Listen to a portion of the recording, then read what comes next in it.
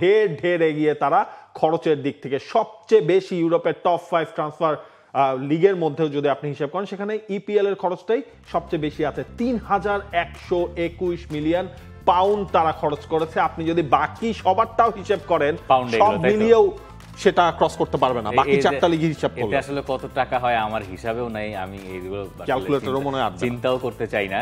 কিন্তু premier league থেকে সেরিয়ার যে সিগনিফিকেন্ট পার্থক্য, এবং তারপরে বুন্দেসলিগা, লা লিগা, ফ্রেঞ্চ লিগ আপনি লিগ আর সঙ্গে ওই প্রিমিয়ার লিগের তফাৎটা দেখেন, খরচের এই যে তফাৎ, এখানেই আসলে প্রিমিয়ার লিগ বারবার জিতে যায়। যে টিভি মানের কথা বলা হয়, টিভি মানের দিক থেকে প্রিমিয়ার লিগ সবচেয়ে এগিয়ে, যে কারণে তাদের আয়ের পরিমাণও বেশি এবং সে কারণে তাদের খরচের পরিমাণও বেশি। এবং এই আয় ব্যয়ের যে সংকোচন নীতি অনেক সময় বলা হয়, হিসেব করা হয়, এই সেই অনেক অর্থনৈতিক টার্মস আছে যেগুলোর সাথে আমরা খুব একটা পরিচিত না। সেখানে আমরা যারা বলছিলাম যে জিতে গেছে চেলসি,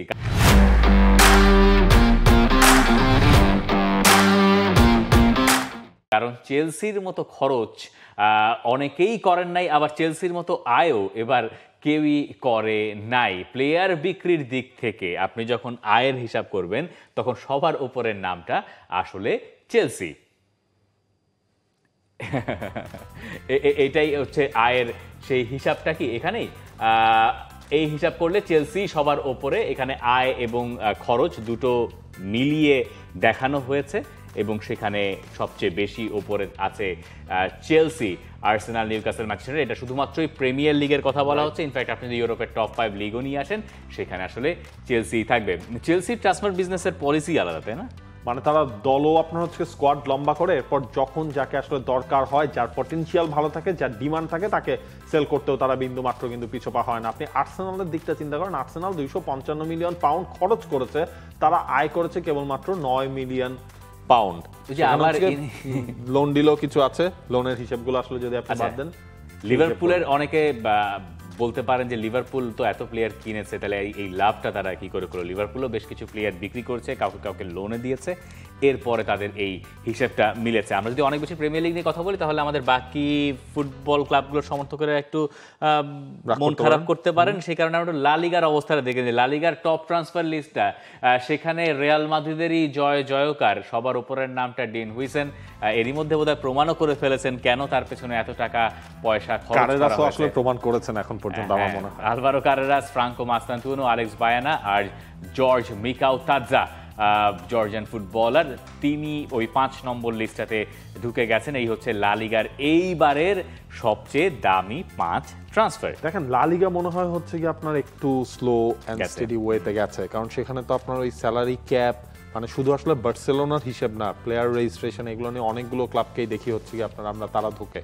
তো ওই জিনিসটার কারণে লা লিগায় কিন্তু খুব বড় সড়ো আসলে ট্রান্সফার সাইনিং এই সিজনেও আমরা দেখি নেই। হ্যাঁ, আতলেটিকো মাদ্রিদ কিছু ট্রান্সফার করেছে, বার্সেলোনা তো এখন পর্যন্ত তারা শেষ পর্যন্ত যেটা ফার্মিন লোপেসকেও তারা ছাড়লো না, নতুন কোনো সেন্টার ব্যাককেও তারা নিল না। রিয়াল মাদ্রিদকে ধারণা করা হচ্ছিল তারা একজন মিডফিল্ডার নেবে কিনা, সেই জিনিসটাও আসলে রিয়াল মাদ্রিদ শেষ পর্যন্ত করে নাই। এই কারণে রড্রিগোও ছোটে নাই, এটাও হচ্ছে একটা ইম্পর্টেন্ট জিনিস, আপনার রড্রিগোও ছোটে নাই। এই কারণে লা লিগার ওই হাইপের দিক থেকে একটু কম ছিল এই ট্রান্সফার। লা লিগার শুরুর সময় বোধহয় একটু হাইপে ছিল, যখন রিয়াল মাদ্রিদ ট্রেন্ট আলেকজান্ডার আর্নল্ডকে নিল, তারপরে দেখলাম যে আমরা কারেরাস বা একটার পর একটা সাইনিং তারা করলো যেখানে যেখানে দরকার ছিল হুইসেন। এরপরে গিয়ে দেখলাম যে বার্সেলোনাও সেখানে যোগ দিল, কিন্তু বার্সেলোনার তো সেই ঘুরে ফিরে একই রকম পরিণতি, যেখানে প্লেয়ার রেজিস্ট্রেশনে তারা বারবার ঢুকেছে। দুটো প্লেয়ার তারা সাইন করেছে, একজন লোনে মার্কাস রাশফোর্ড আর একজন হুয়ান গার্সিয়া, গোলকিপার তাদের। এখন এই গার্সিয়া তো আবার প্রমাণ করে দিলেন শেষ ম্যাচে, তাই না? গার্সিয়া ভালো করেছেন শেষ ম্যাচে, যদিও আসলে বার্সেলোনার জন্য শেষ ম্যাচটা ভালো যায় নাই। ওই ম্যাচের পর নাকি হ্যান্সি ফ্লিক আপনার হচ্ছে 30 মিনিট তার ড্রেসিং রুমে তিনি সবাইকে হচ্ছে বয়ান দিয়েছেন। একটা ডিফেন্ডার দরকার ছিল না? অবশ্যই, সেটা তো আমরা প্রথম থেকে আসলে বলছিলাম যে বার্সেলোনা যেই টাইপের ফুটবল তিনি হ্যান্সি ফ্লিক খেলাতে চান, সেটা এই দলটাই শুরুর কয়েকটা ম্যাচে মনে হচ্ছিল যে মিসিং। এবং তিনি কিন্তু ওই ড্রেসিং রুমে এই কথাগুলোই বলেছেন যে লাস্ট সিজনের বার্সেলোনার এই সিজনের বার্সেলোনার মধ্যে মেন্টালিটির তফাৎ আছে।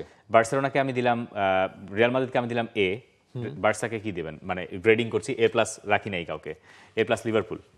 এ প্লাস তো ওভারঅল লিভারপুলকে ছাড়া দেওয়ার আসলে কোনো জায়গা বি নাই। দিতে হবে বার্সাকে। বার্সাকে বি বা বি মাইনাস মনে হয় যদি দেন তাহলে, কারণ বার্সেলোনা আসলেই বেশ কিছু ট্রান্সফার দরকার। ট্রান্সফার আমাদের আর আছে আলাপ না, ট্রান্সফারের আলাপ আমাদের আর আসলেই নাই। আমরা যে গ্রেডিং পদ্ধতি করেছি তাতে আমাদের হিসাবে রিয়াল মাদ্রিদ এ পেলে বার্সেলোনা পাবে বি মাইনাস, তাই তো? আর আতলেতিকো মাদ্রিদ তো ধরেন ট্রান্সফার করিয়েছে, প্লেয়ার এনেছে, প্লেয়ার ছেড়েছে, কিন্তু আপনার হচ্ছে ওদের তো কোনো রেজাল্ট নাই। আমি মনে করেন হচ্ছে খালি পাশে দিয়ে রাখতে চাই সি। তারাও শেষ দিনে নিকো গনজালেসকে দলে নিয়েছে, আর ওদিকে আকানজি গেছেন ইন্টার মিলানে। এরকম বেশ কিছু ট্রান্সফার হয়েছে। সেরিয়াতে খরচ তেমন হয় না, সেরিয়া ট্রান্সফার নিয়ে আমরা এর আগেও কথা বলেছি। যাই হোক, এই হচ্ছে ট্রান্সফারের ফিরিস্তি। For more updates, subscribe to our YouTube channel and click on the bell icon. Follow us on Facebook and Instagram.